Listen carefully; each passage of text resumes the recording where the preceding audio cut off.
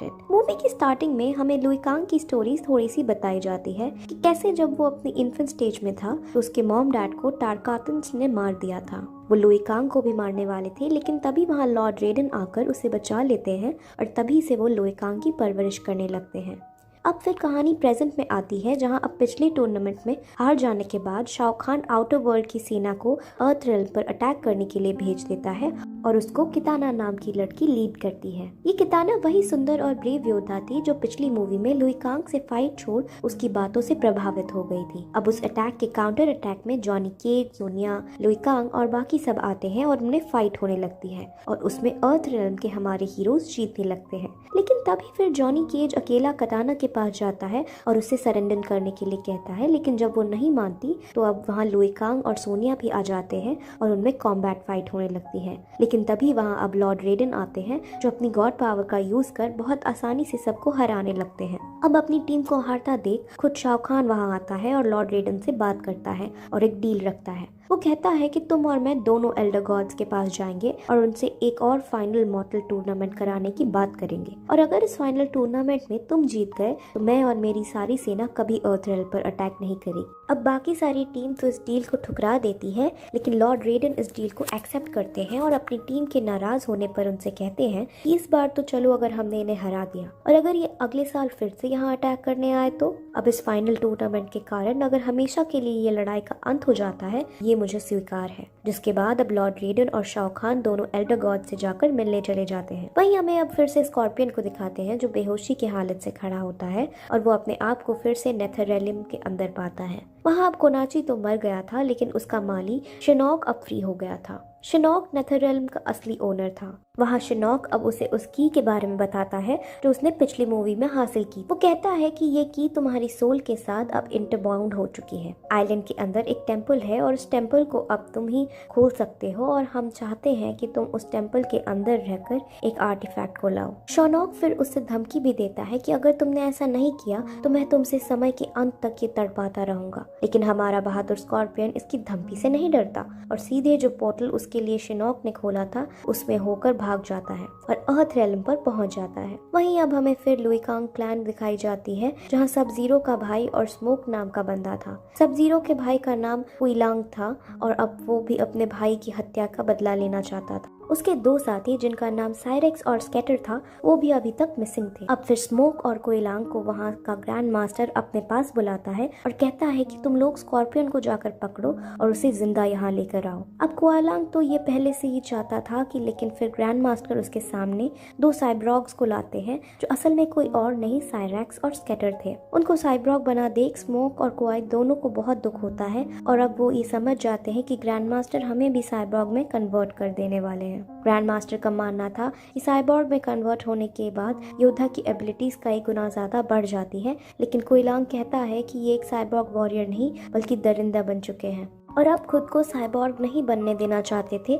इसीलिए वो दोनों तुरंत वहां से भागने की कोशिश करते हैं। लेकिन वो दोनों साइबॉर्ग उनका पीछा करते हैं और वो बहुत शक्तिशाली बन चुके थे, लेकिन अंत में लुई कांग तो वहां से भाग जाता है, पर साइबॉर्ग स्मोक को पकड़ लेते हैं और उसे भी साइबॉर्ग में कन्वर्ट कर देते हैं। वहीं अब लॉर्ड रेडन और शाओ खान एल्डर गॉड्स के पास जाते हैं, जहाँ वो अपनी बात को रखते हैं और इस पे एल्डर गॉड्स मान जाते हैं, क्योंकि अगर लॉर्ड रेडन जीतता है तो इससे शांति ही फैलने वाली थी। लेकिन टूर्नामेंट की मंजूरी मिलने के बाद लॉर्ड रॉडन उससे कहता है कि वो भी इस टूर्नामेंट में लड़ना चाहता है, यानी वो इसमें एज अ वॉरियर भाग लेगा। अब ये सुन शाओ खान भी शॉक होता है, क्योंकि ऐसा करने पर लॉर्ड रेडन को अपना गॉडहुड छोड़ना पड़ेगा।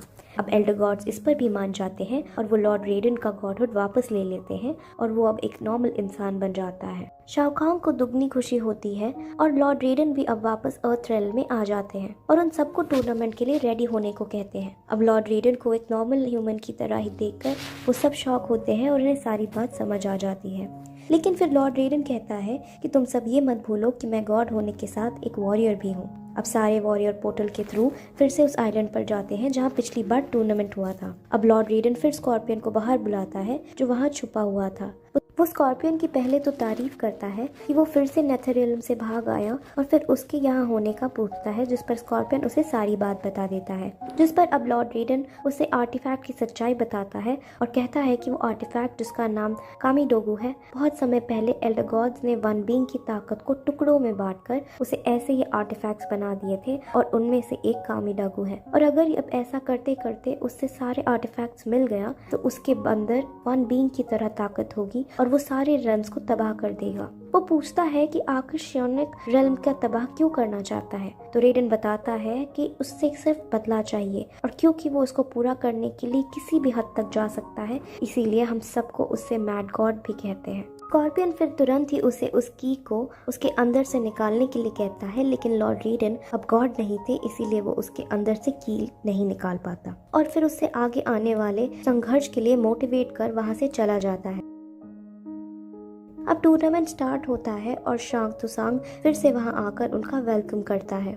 आपको याद दिला दे कि शांग तुसांग शाहरुख खान का वफादार आदमी है जो पिछली मूवी का विलन भी था। अब टूर्नामेंट में 2-2 करके वॉरियर्स को बुलाया जाता है और उनमें फाइट्स होती है। अब सबसे पहले जॉनी केज वर्सेस डिवोरा होता है। डिवोरा स्पाइडर की शक्तियों से अटैच वॉरियर लड़की थी और वो अपने एक बार में ही जॉनी केज का मेन पार्ट फोड़ देती है, लेकिन जॉनी केज तो अब उसकी आदत थी, इसीलिए वो वापस खड़ा होता है और फिर से उसे शानदार वे में लड़ता है, लेकिन एट द एंड हार जाता है। अब फिर अगले राउंड लुइकांग वर्सेस जेड होता है, जिसमें लुइकांग जीत जाता है। ऐसा ही हमारा स्ट्राइकर वाराको को हराता है और सोनिया लिए मे को। और फिर जैक्स का मुकाबला किंटारो से होता है, जिसमें जैक्स बड़ी बहादुरी दिखाकर अंत में जीत जाता है।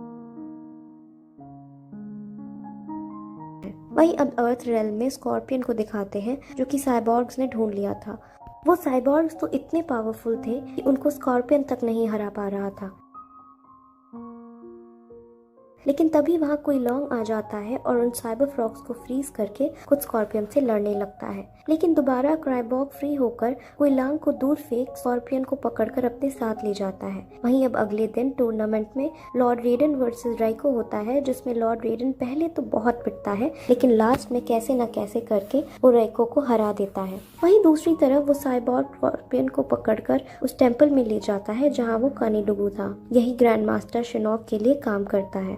स्कॉर्पियन से जबरदस्ती टेंपल खुलवाता है और कामिडोगु तक पहुंच जाते हैं, लेकिन तब भी वहां फिर से कोई लांग आता है और फाइनली साइबॉर्ग को बेहोश कर वो स्कॉर्पियन से लड़ने लगते हैं। वहीं अब टूर्नामेंट में आज के लिए खत्म किया जाता है और सब लोग अपने अपने रूम्स में जाने लगते हैं, जहां हमारा जॉनी केज फिर से फ्लर्ट करता हुआ सोनिया के रूम में जाने लगता है, लेकिन सोनिया कमरा बंद कर उसे दूर रहने को कहती है, जिस पर जॉनी केज उदास सा हो जाता है। लेकिन फिर जैक्स फिर से उसे समझाता है और सोनिया को पटाने की कुछ टिप्स देता है। वहीं टेंपल के अंदर लड़ते लड़ते स्कॉर्पियन को इलांग समझाते हैं कि मुझे पता है कि तुम्हारे अंदर मेरे लिए कितना गुस्सा है और ये बदले की आग तुम्हें दिन पे दिन खाती है, लेकिन अभी आपसी दुश्मनी से ज्यादा हमारे लिए शिनोक को रोकना है। अब कोई लांग मान जाता है और वो दोनों एक होकर कामिडोगु की कार रखवाली करने का डिसाइड करते हैं, लेकिन तभी वहाँ फिर से वो तीनों साइबॉर्ग्स उन पर अटैक कर देते हैं और उन्हें हराकर वो कामिडोगु हासिल करते हैं और वहाँ से उड़कर चले जाते हैं। वहीं अभी टूर्नामेंट में सोनिया वर्सेस डिवोरा चलता रहता है, जहाँ वो बेरहमी से डिवोरा को मार डालती है,